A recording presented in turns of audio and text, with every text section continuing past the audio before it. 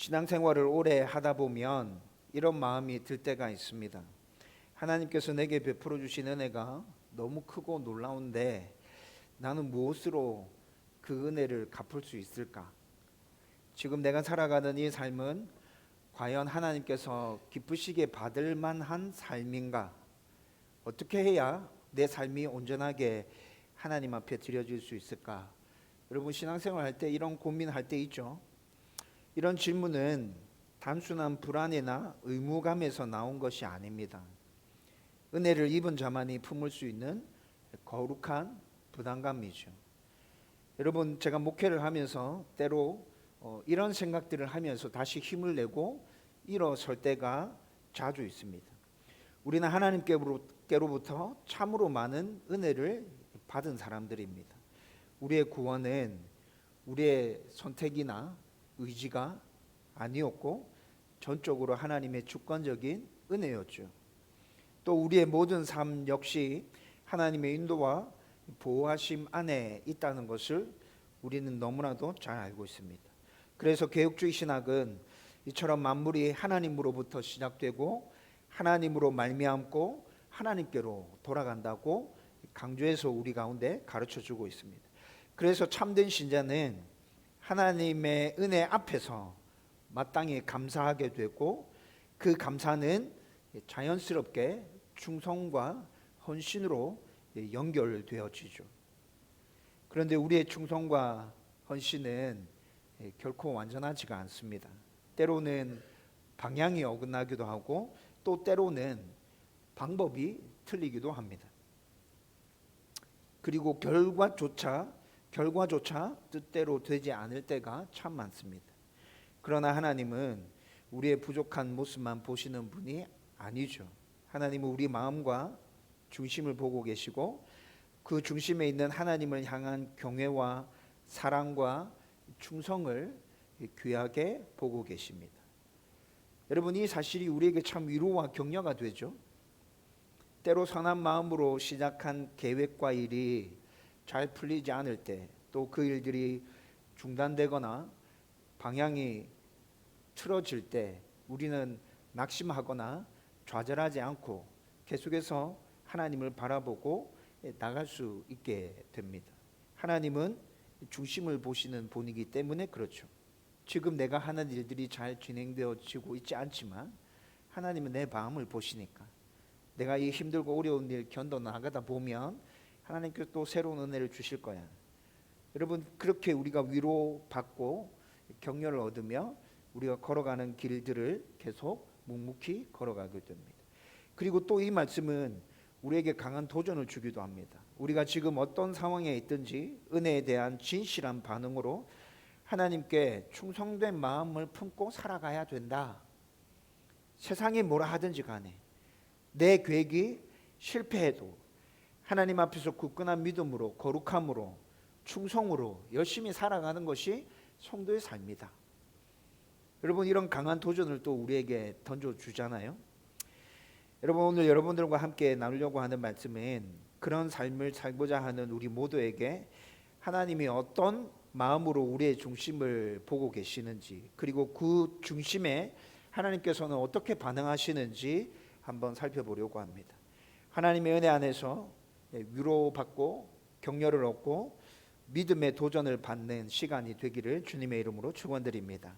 여러분, 오늘 우리가 읽은 본문 말씀을 오늘 두 부분으로 나눠서 한번 생각해 보려고 하는데, 먼저 첫 번째 부분은 하나님은 다윗의 충성된 마음과 그의 믿음을 보고 계신다는 것입니다.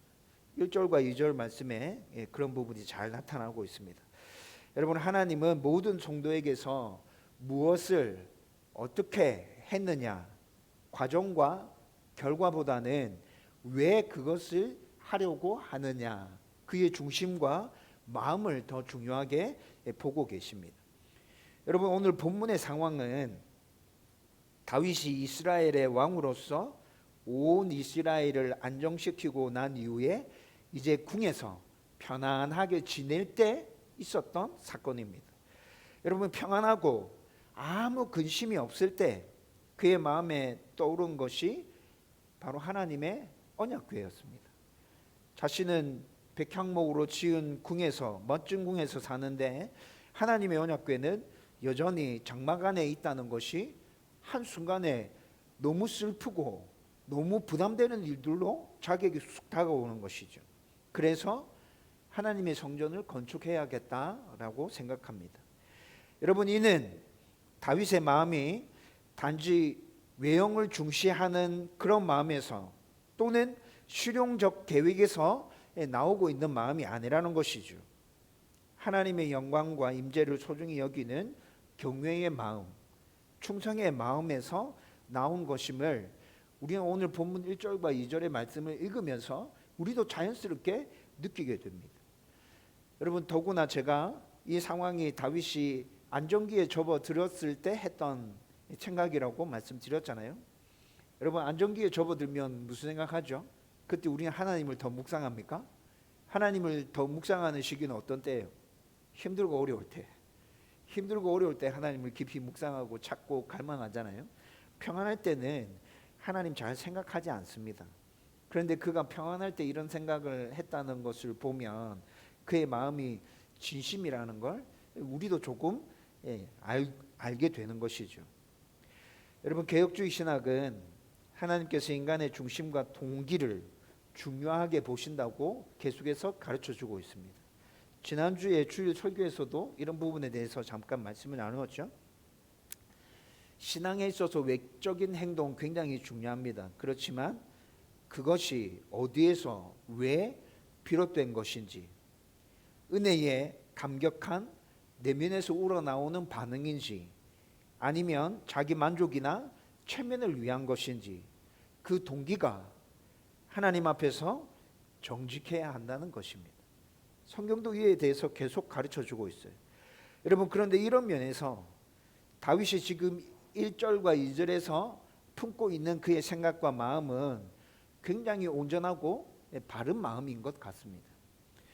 여러분, 다윗이 이런 마음을 품었어요. 그런데 이 마음이 하나님 앞에서 온전하고 바른 마음인지 자신도 잘 몰랐던 것 같아요. 그래서 어떻게 하죠? 이 생각이 들었는데 이 생각을 바로 실행에 옮기지 않고 나단 선지자에게 물어봅니다. 내가 이러이러해서 하나님의 성전을 짓고 싶은 마음이 생기는데 선지자의 생각은 어떻소? 이렇게 나단 선지자에게 물어보죠. 그런데 나단 선지자도 다윗의 이런 생각을 듣고 난 다음에 뭐라 얘기합니까? 하나님이 당신과 함께 계십니다. 당신이 원하는 대로 행하십시오. 나단도 이렇게 말해줍니다.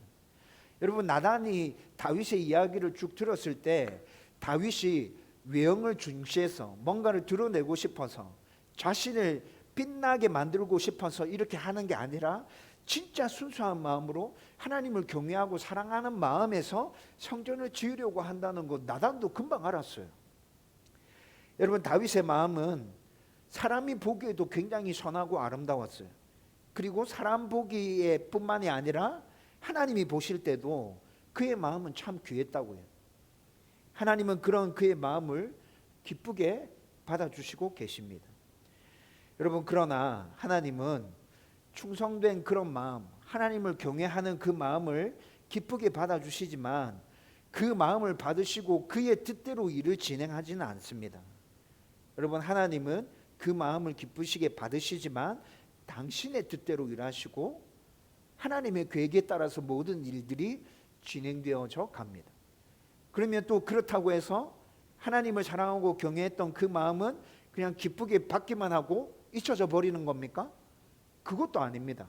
하나님께서 그 마음을 기쁘게 받으셨고 그 마음대로 일을 하진 않지만 그 마음을 하나님께서 외면하지 않고 기억하고 계신다는 것이죠. 우리는 때로 선한 마음으로 무언가를 계획하고 준비하지만 그 일이 뜻대로 되지 않을 때가 굉장히 많다고 말씀드렸잖아요. 내가 진짜 순수한 마음으로 하나님을 사랑하는 마음으로 일을 하려고 하는데 왜 막히고 있지? 이게 왜 잘 안 풀리지? 하나님을 위해서 지금 일을 하려고 하는데 나 진짜 욕심 없는데 나 진짜 겸손하게 하나님 앞에서 일을 하려고 하고 있는데 여러분, 의아할 수 있습니다. 그러나 오늘 말씀은 우리에게 중요한 사실을 말씀해 주고 있죠. 하나님은 다윗이 성전을 짓는 것을 허락하지 않으셨지만 그 마음 자체는 기쁘게 받아주셨다는 것입니다. 성전은 짓지 못해도 그의 충성과 그의 경외하는 마음은 하나님께 기억되었고, 하나님께 기억된 그 다윗의 마음 때문에 하나님 이후에 다윗에게 어떻게 하시죠? 더 큰 은혜와 더 깊은 은혜와 더 엄청난 축복으로 그에게 역사하고 계심을 오늘 말씀을 통해서, 그리고 다윗 인생 전체를 통해서 우리는 확인할 수 있게 된다는 것이죠. 그리고 또 하나님은 충성된 중심을 결코 헛되이 보지 않고 잊어버리지 않으신다는 거예요. 우리의 계획은 막혀도 참된 그 마음은 하나님께서 받아주시고 계속해서 기억하신다는 것이죠. 하나님의 생각과 계획은 우리와 다릅니다. 그리고 그분의 생각과 계획이 항상 완전하며 선하다는 것을 우리는 늘 기억해야 합니다. 하나님께서 내 중심을, 내 마음을 받아주셨다고 하는데 왜 계속 나는 힘들고 어렵지? 여러분, 그렇게만 생각하고 있으면 안 된다고요. 하나님의 때, 하나님의 방법, 하나님의 계획, 나와는 달라. 하나님께 완전하고 하나님 것이 완벽해. 우리는 이렇게 생각하고 하나님의 그 인도하심에 따라 순종하며 걸어가야 한다는 것이죠. 여러분, 하나님의 생각과 계획은 우리와 다르며 그분의 생각과 계획이 항상 완전하다라는 것에 대해서 또 뒷부분에 나타나는 말씀들을 통해서 한번 또 살펴보도록 하십시다. 여러분, 하나님은 다윗의 충성된 마음과 믿음에 더 큰 은혜로 응답하고 계십니다. 여러분, 그것이 3절에서부터 10절의 말씀에 잘 나오고 있거든요. 여러분, 다윗이 성전을 짓고자 했을 때 하나님께서 그 계획을 막으십니다. 나단에게 당신의 말씀을 전하라고 시키죠. 그게 4절에 나옵니다. 4절에 뭐라 얘기합니까? 너는 내가 거할 집을 건축하지 말라. 다윗에게는 분명히 거절의 메시지를 전하고 계신 거예요. 그런데 여러분, 4절 말씀 읽어보면서 어떤 느낌 드세요? 너는 내가 거할 집을 건축하지 말라. 여러분, 아주 단호하고 매정하게 딱 잘라 얘기하는 것 같지 않습니까? 여러분, 이 말씀만 보면 다윗이 마음에 상처 입을 것 같다는 느낌이 들어요. 아니, 순수한 마음으로 하나님을 경외하는 마음으로 성전 짓겠다고 했는데 하나님은 그냥 단칼에 이렇게 잘라버려? 여러분, 그러나 주목할 점은 이 거절은 책망이나 거부가 아니라는 것입니다. 책망이나 거부가 아니라 하나님의 더 깊은 뜻과 계획을 드러내는 하나의 과정이라는 것이죠. 우리는 여기서 하나님은 충성된 마음과 참 믿음을 꺾으시는 분이 아님을 분명히 알아야 합니다. 다만 하나님의 때와 방식이 우리와 다를 수 있다는 것을 지금 하나님께서 가르쳐 주고 계신 거라고요. 여러분, 개혁신학은 하나님을 절대 주권자로 이해하고 있습니다. 하나님의 주권이 절대적이다. 이 세상의 만물이 그 주권에 따라서 움직인다. 이것이 저와 여러분들이 받아들이고 있는 개혁주의 신학의 근간이죠. 여러분, 이것이 흔들려 버리면 여러분, 개혁주의 신학은 다 무너져 내린다고요. 모든 역사와 결정은 인간의 선함이나 공로가 아니라 하나님의 뜻과 섭리 가운데서 이루어지고 있는 것입니다.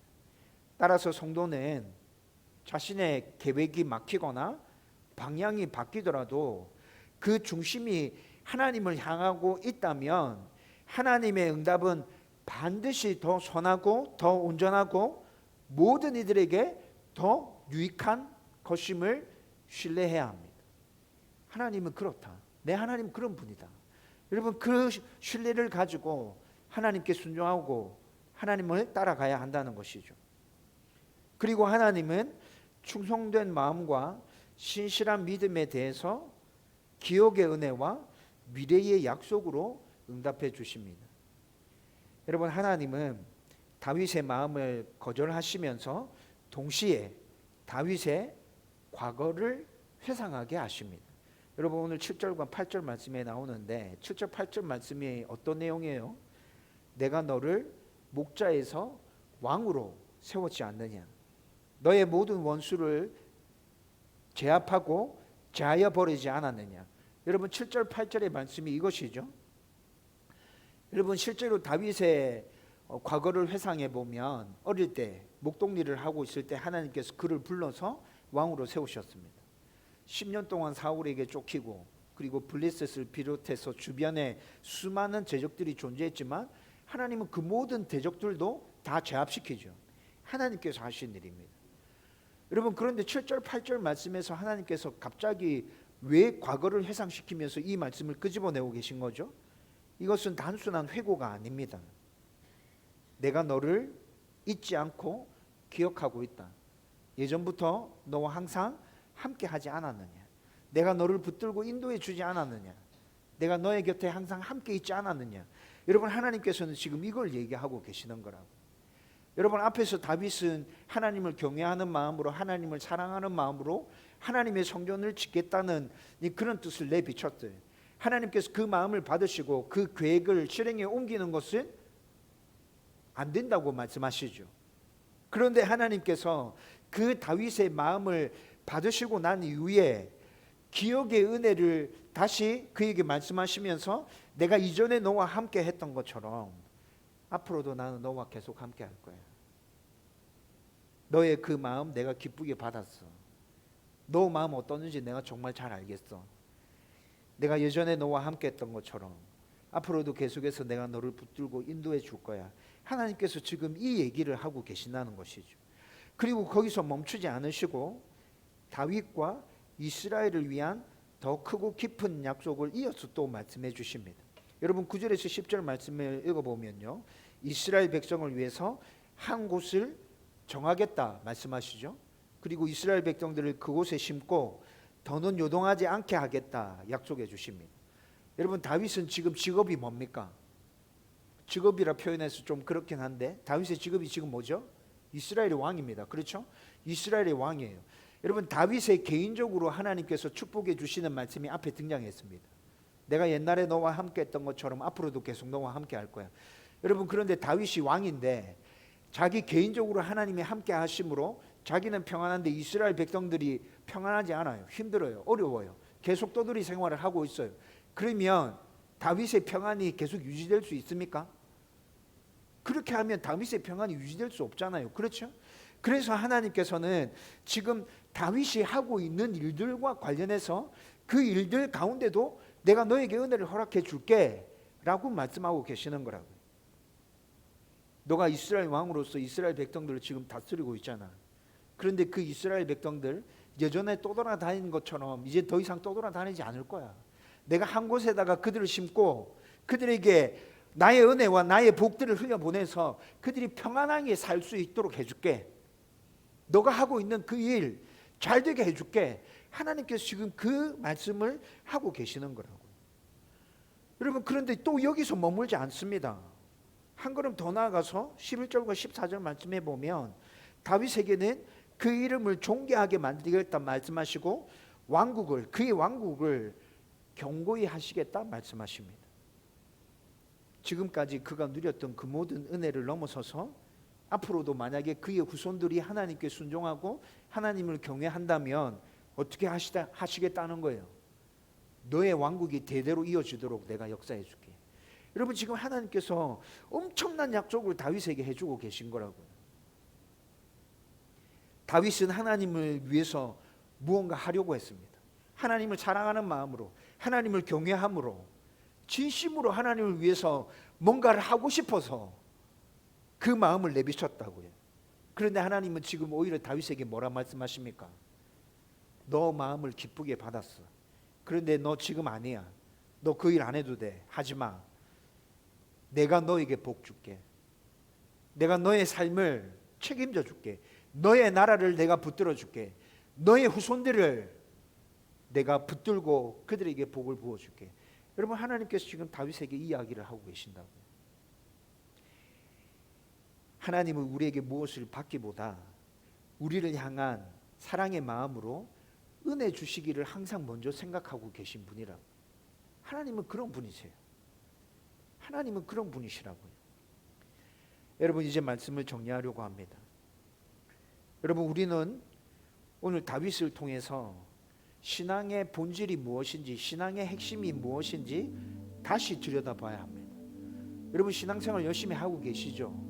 여러분들이 하고 계신 그 신앙생활, 열심히 하시는 그 신앙생활, 그 신앙생활의 본질이 뭐냐면 먼저 받은 은혜를 기억하고 그 은혜에 반응하려는 충성된 중심이 바로 신앙생활의 본질입니다.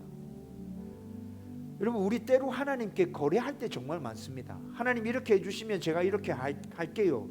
하나님께 거래를 제안할 때 정말 많죠. 여러분, 이것은 신앙의 본질이 아닙니다. 다윗이 우리에게 신앙의 본질을 제대로 보여주고 있습니다.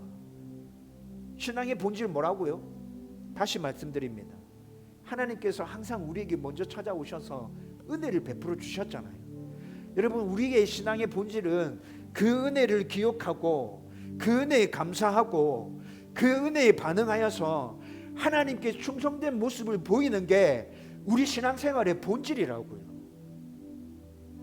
다윗은 그에게 부어진 하나님의 은혜가 너무 커서 평안한 그 시기에 가만히 있을 수가 없었어요. 하나님을 잊어버리기 쉬운 그 시기에 다윗은 오히려 그 평안으로 인하여 하나님을 깊이 묵상하고 생각하고 있었다고. 자신은 백향목궁에 살면서 하나님의 괴는 여전히 장막에 있다는 사실 앞에 마음이 엄청 무거웠습니다. 내가 이렇게 엄청난 은혜를 받았는데 하나님은 지금 장막에 거하고 계셔. 이게 지금 말이 돼? 이 말이 되는 거야? 그래서 하나님께 너무 죄송했어요.